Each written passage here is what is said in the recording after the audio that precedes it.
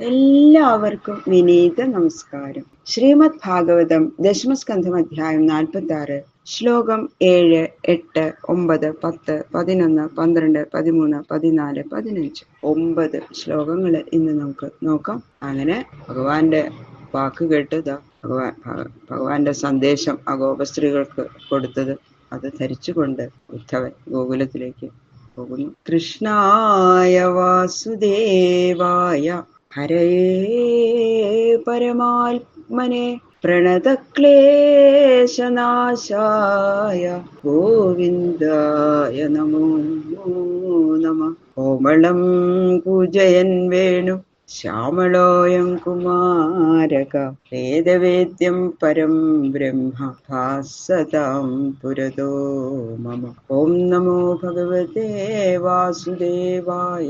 ഓം നമോ ഭഗവതേ വാസുദേവായ. ശ്രീ ശുക ഉവാച ഇത്യുക്ത ഉദ്ധവോ രാജൻ സന്ദേശം ഭർത്തുരാദൃത ആദായ രഥമാരുഹ്യ പ്രയയൗ നന്ദഗോകുലം.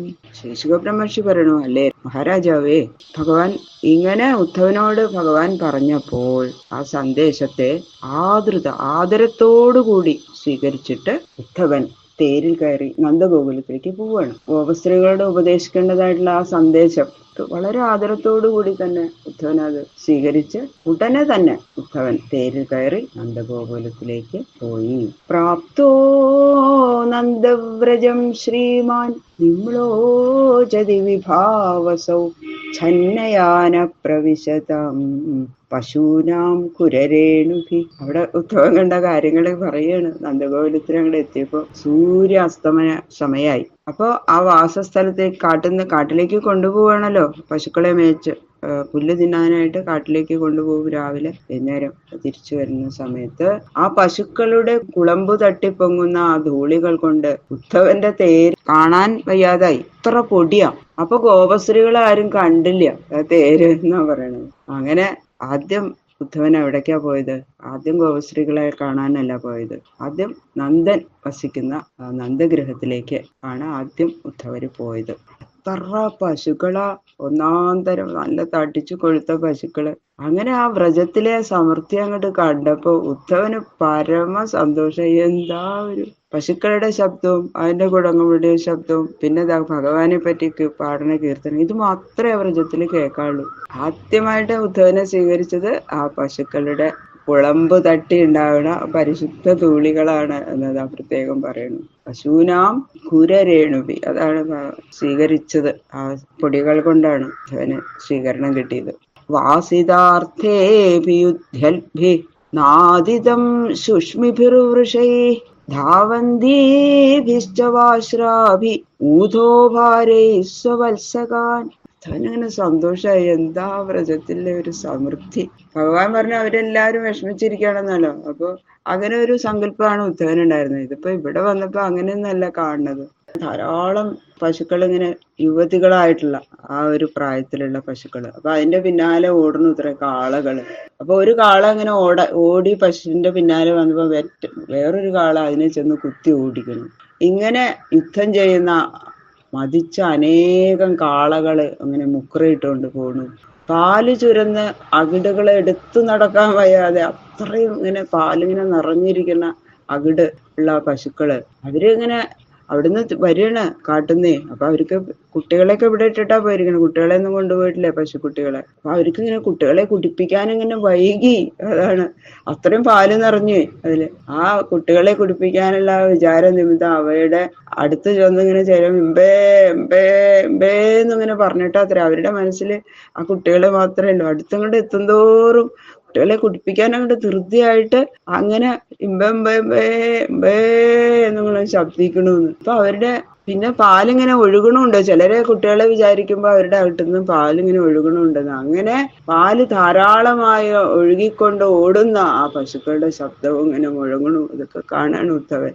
ഇതസ്തോ വിലംഗദ്ഭിർ ഗോവത്സേർ മണ്ഡിതം സിതൈ ഗോദോഹ ശബ്ദാഭിരവം വേണൂനാം നിസ്വനേന ച. ഏറ്റവും നല്ല വെളുത്ത് വെളുത്തുള്ള പശുക്കുട്ടികള് ആ വ്രജത്തിന്റെ 4 ഭാഗത്ത് ഇങ്ങനെ ചാട്ടി ഓടി ഇങ്ങനെ കളിക്കണു. എന്തൊരു ഭംഗിയാ കാണാൻ. അല്ല തടിച്ചു കൊഴുത്ത വെളുത്ത പശുക്കുട്ടികള്. അപ്പൊ പശുക്കളെ കറക്കുമ്പോ കുട്ടിയെ വിട്, പിടിക്ക്, കെട്ട്, വിടാതെ പിടിച്ചോട്ടോ, സൂക്ഷിച്ചോ, അയ്യോതാ കുട്ടിയൊക്കെ കുടിച്ചല്ലോ, ഇങ്ങനെയുള്ള സാധാരണ ശബ്ദങ്ങള് അത് വ്രജത്തിന്റെ 4 ഭാഗത്തുനിന്ന് ഇങ്ങനെ കേൾക്കണുണ്ടെന്ന്. കാട്ടുന്ന പശുക്കളെ ആട്ടിക്കൊണ്ടുവരുന്ന അവരിങ്ങനെ ഭഗവാന്റെ പോലെ ഓടക്കുഴല് വിളിച്ചുകൊണ്ടാണ്. ആ പശുപാലകന്മാരുടെ ഓടക്കുഴല് നാദം വളരെ കർണമധുരമായിട്ട് ഇങ്ങനെ കേൾക്കുന്നു. എന്തൊരു വർണ്ണനയല്ലേ. ഗായന്തീഭിശ്ച കർമാണി ശുഭാനി ബലകൃഷ്ണയോഃ സ്വലംകൃതാഭിർ ഗോപേശ്ച സുവിരാജിതം. സന്ധ്യാസമയത്ത് ആ ദേഹശുദ്ധിയൊക്കെ ചെയ്ത് ശുഭ്രവസ്ത്രങ്ങളൊക്കെ ധരിച്ച് രാമനും കൃഷ്ണനും ചെയ്ത ഓരോരോ ശുഭകർമ്മങ്ങള് അതിനെ വർണ്ണിക്കണ കീർത്തനങ്ങള് എല്ലാവരും പാടിക്കൊണ്ടിരിക്കുക. ആ ഗോപസ്ത്രീകള്, ഗോപന്മാരും അതെ.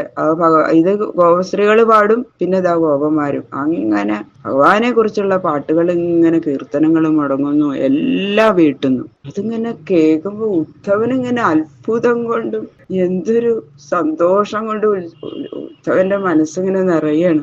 ഗോപസ്ത്രീകള് നന്നായിട്ട് അലങ്കരിച്ച വസ്ത്രങ്ങൾ തന്നെയാണ് ധരിച്ചിരിക്കുന്നത്. നല്ല ആ വിരഹദുഃഖ നിമിത്തം അവര് നല്ല വസ്ത്രങ്ങളൊക്കെ ഒന്നും ആവില്ല, വിഷമിച്ചിരിക്കാവൂന്നൊക്കെയാണല്ലോ ഉദ്ധവൻ വിചാരിച്ചത്. പറഞ്ഞത് അങ്ങനെയാണല്ലോ ഭഗവാൻ. പക്ഷെ അവരെന്താ വിചാരിക്കണത്? അവര് എല്ലാ ദിവസവും ഇന്ന് വരും കണ്ണൻ, ഇന്ന് വരും ഞങ്ങളുടെ കണ്ണൻ എന്ന് വിചാരിച്ചിട്ട് അവര് നല്ല വസ്ത്രങ്ങളെ എല്ലാ ദിവസവും എടുക്കുള്ളൂ.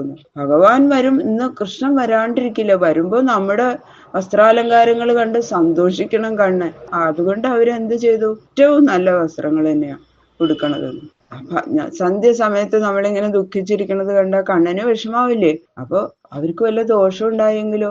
അതുകൊണ്ട് കീർത്തനങ്ങൾ പാടി പാടി ഭഗവാന്റെ ക്ഷേമത്തിന് മാത്രം രാമകൃഷ്ണന്മാർ അത് മാത്രമേ അവർക്ക് വിചാരമുള്ളൂ. അവര് നല്ല വസ്ത്രങ്ങളൊക്കെ ധരിച്ച് നല്ല കീർത്തനങ്ങൾ ഇങ്ങനെ പാടി പാടി മനസ്സിൽ വല്ലാത്ത വിഷമമുണ്ടെങ്കിലും അവര് അങ്ങനെയാണ് ഭഗവാനോടുള്ള ആ ഭക്തി പ്രകടിപ്പിക്കുന്നത്. അഗ്ന്യർക്കാതിഥി ഗോവിപ്ര പിതൃദേവാർച്ചനാന്വിതൈ ധൂപദീപൈശ്ച മാല്യൈശ്ച ഗോപാവാസേർ മനോരമം. ആ ലൗകികങ്ങളായിട്ടുള്ള വർണ്ണനകളൊക്കെ കഴിഞ്ഞിട്ട് ഇതാ ഇപ്പൊ വൈദിക ശോഭ വർണ്ണിക്കുകയാണ്. രജവാസികള് നല്ല ഭക്തന്മാരാണ്.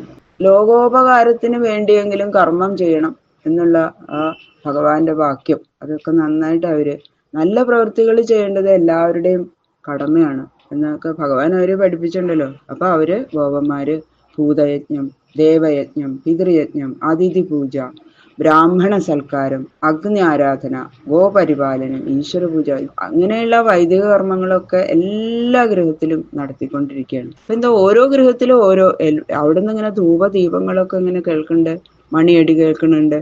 ആ ഗൃഹാന്തർഭാഗങ്ങള് ധൂപങ്ങള്, ദീപങ്ങള്, മാലകള് ഇതുകൊണ്ടൊക്കെ ഇങ്ങനെ അലങ്കരിച്ചിട്ടുണ്ട്.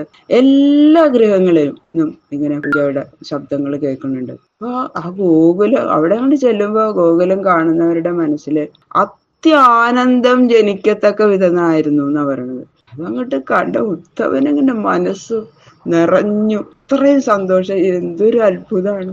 സർവത പുഷ്പിതവനം ദ്വിജാളികുലനാദിതം ഹംസകാരണ്ഡവാകീർണൈ പത്മഷണ്ഡൈശ്ച മണ്ഡിതം. എല്ലാ ഗ്രഹത്തിന്റെ മുമ്പില് നല്ല ഒന്നാം തരം പൂന്തോട്ടങ്ങളുണ്ട്. ആ പൂന്തോട്ടങ്ങളില് ആ ചെടികളിലൊക്കെ അങ്ങനെ വികസിച്ചു നിൽക്കുന്ന പൂക്കള്, നല്ല സുഗന്ധം, സൗരഭ്യപൂർണമായിട്ടുള്ള ആ എല്ലാ പൂക്കളുടെയും സൗരഭ്യം കൊണ്ട് പക്ഷികള്, വണ്ടുകള് ഒക്കെ ഇങ്ങനെ ആകർഷിച്ചു വന്ന് ആ പൂക്കളിൽ വന്ന് ഇങ്ങനെ ഇരുന്ന് തേൻ കുടിക്കണം. തേൻ കുടിക്കുന്ന വണ്ടുകളുടെ ആ നാദം മുഴങ്ങിക്കൊണ്ടിരിക്കണം. പക്ഷികളിങ്ങനെ അതിലൊക്കെ വന്നിരിക്കണം. അവരുടെ സുന്ദരമായിട്ടുള്ള ശബ്ദം. പൊയ്കകളിലോ വികസിച്ചു നിൽക്കുന്ന നല്ല ഒന്നാം തരം വെള്ളം. ആ വെള്ളത്തില് നിറയെ താമരപ്പൂക്കള്. ആ താമരപ്പൂക്കളുടെ ദളങ്ങളും താമരനാളങ്ങളും അതിന്റെ സൗരഭ്യം അനുഭവിച്ച് സന്തോഷിച്ച് പൂജനം ചെയ്യുന്ന ഹംസങ്ങള്. അതിന്റെ അത്രയും സൗരഭ്യമുണ്ട് ആ താമരപ്പൂക്കൾക്ക്. അപ്പൊ ഇങ്ങനെ ഹംസങ്ങൾ വന്ന് അതിന്ന് ഇങ്ങനെ തേൻ കുടിക്കണം. അവരുടെ ആ തേൻ കുടിക്കുന്ന സമയത്ത് ചെറിയൊരു സുന്ദരമായിട്ടുള്ള ഒരു കൂജനം ഉണ്ട് ഹംസങ്ങളുടെ. അതിങ്ങനെ കേൾക്കണം.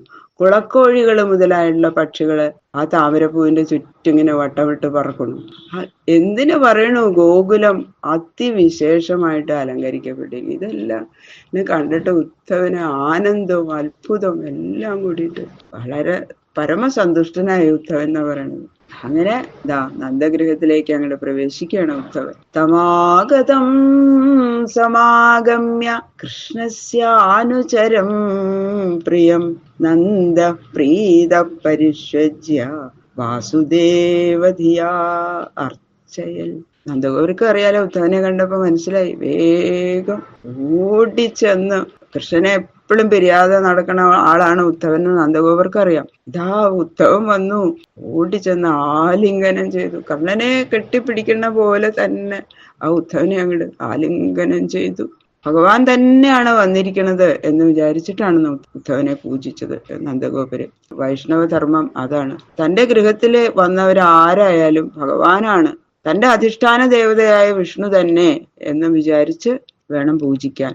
ഭോജിതം പരമാന്നേന സംവിഷ്ടം കശിപൗ സുഖം ഗതശ്രമം പര്യപൃച്ഛൽ പാദസംവാഹനാദി. അങ്ങനെ കാല് കഴിപ്പിച്ച് ഭക്ഷണം കഴിപ്പിച്ചു. എന്നിട്ട് മൃദുവായിട്ടുള്ള പട്ടുമെത്തയിലാണ്ട് കിടത്തി ഭൃത്യന്മാരോട് പറഞ്ഞു, അദ്ദേഹത്തിന്റെ കാലൊന്ന് തലോടി കൊടുക്കൂ. അങ്ങനെ ഭൃത്യന്മാര് രണ്ടുപേരെ ഇരുന്ന് രണ്ട് കാലും ഇങ്ങനെ തലോടാൻ തുടങ്ങി ഉദ്ധവന്റെ. ദൂരെന്ന് വരില്ലേ, അപ്പൊ അങ്ങനെ ആ ക്ഷീണമൊക്കെ ഉണ്ടാവും, കിടന്നോളൂ, കുറച്ചു നേരം വിശ്രമിച്ചോളൂ എന്നൊക്കെ പറഞ്ഞു. അങ്ങനെ ക്ഷീണമൊക്കെ തീർത്തു. പിന്നെതാ ആദരത്തോട് കൂടിയിട്ട് ഉദ്ധവനോട് വിവരങ്ങളൊക്കെ ചോദിക്കുകയാണ് നന്ദഗോപര്. ബാക്കിയുള്ള ശ്ലോകങ്ങൾ നാളെ നോക്കാം. സർവത്ര ഗോവിന്ദനാമ സങ്കീർത്തനം, ഗോവിന്ദ ഗോവിന്ദ ഗോവിന്ദ.